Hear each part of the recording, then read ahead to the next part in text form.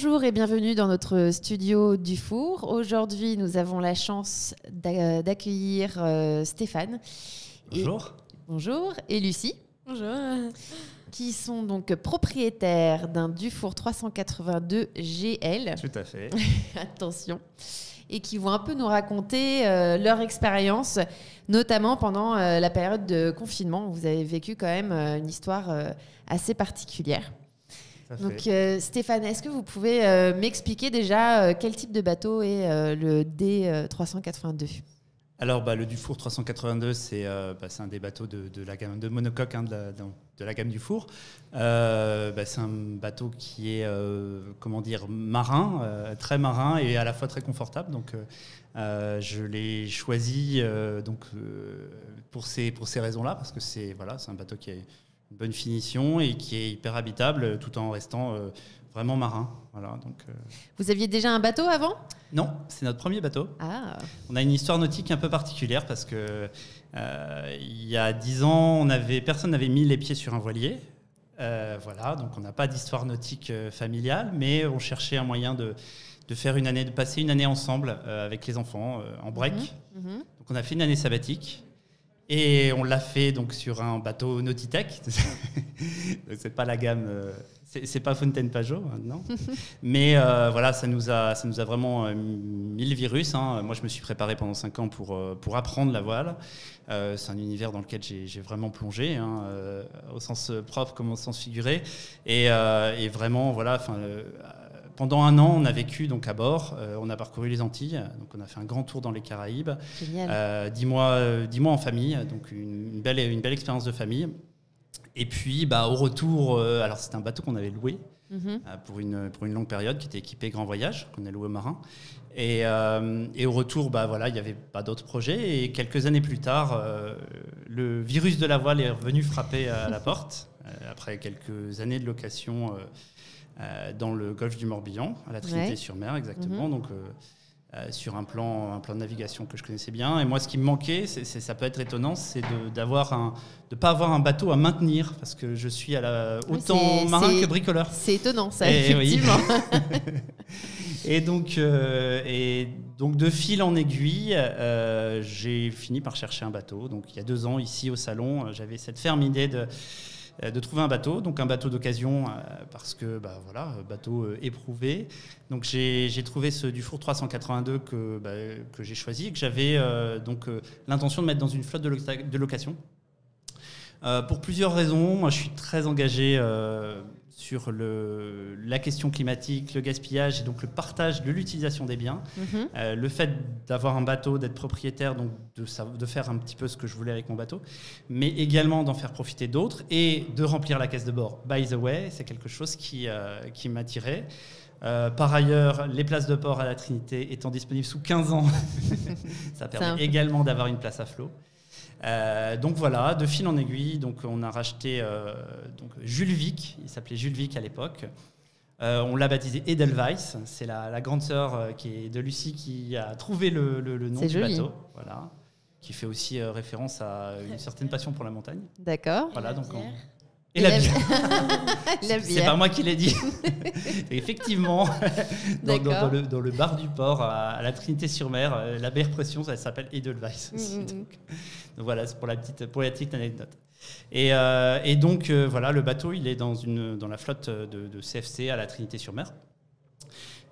Qui est une agence de location avec laquelle on loue depuis 10 ans. Je connais très bien le patron, qui est quelqu'un de très, très, très bien, très sérieux. Et donc, moi, je fais l'entretien moi-même d'Edelweiss. D'accord. Donc j'y étais avant-hier. J'ai posé des panneaux solaires, un parc de batteries lithium. Ah oui, donc vous y passez beaucoup de temps et puis vous êtes en train de le rendre autonome aussi au passage. Alors, autonome, c'est un bien grand mot, mais en tout cas, un peu plus autonome, donc avec des panneaux flexibles, parce que je ne voulais pas casser la courbe du bateau sur la jupe. C'est important. Voilà, super, une très belle histoire. Tout Alors justement, on m'a dit que pendant le confinement, vous étiez ensemble sur le bateau et que, il me semble, Lucie, que toi, tu t'es retrouvée à faire les cours en ligne à bord du bateau, c'est ça ? Oui. Tu peux m'en dire plus ? Ça s'est passé comment ? C'était juste un peu compliqué à certains moments. Parce que quand le bateau il gîtait beaucoup et que j'avais le cours en parallèle, les gens ils se disaient elle est un peu folle parce que ils savaient pas que j'étais sur un bateau et c'était un peu bizarre d'être penchée, d'être ballantée dans tous les sens.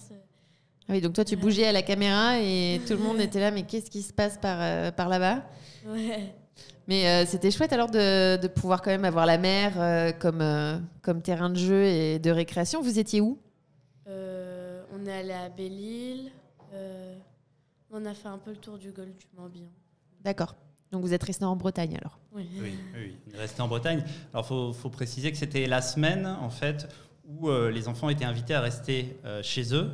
D'accord. Pour suivre le collège en l'occurrence à distance. Donc c'est tout à fait régulier ce qu'on a fait. C'était la première semaine de mai 2021. Mm-hmm. Et donc on a effectivement, alors elle a fait quelques cours en nave. On n'est pas resté que en nave, hein. On a aussi fait quelques mouillages pour être un peu plus posé, hein, parce que moi j'ai pratiqué aussi le boat office.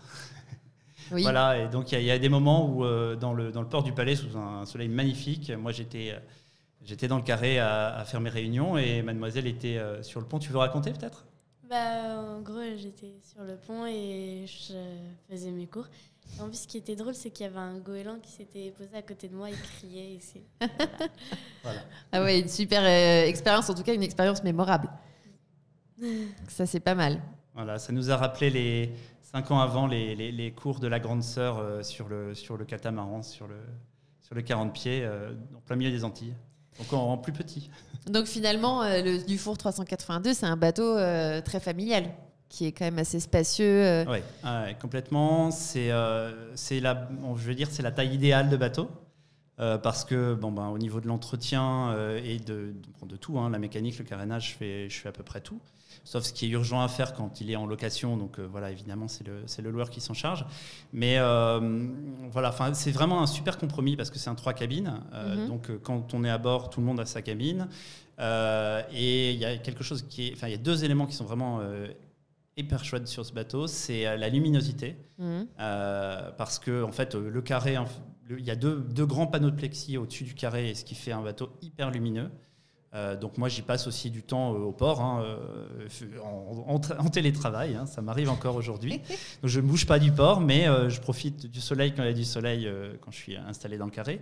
Et puis le deuxième élément, c'est une très très grande porte qui en double en fait, qui s'ouvre sur le carré vers la pointe avant.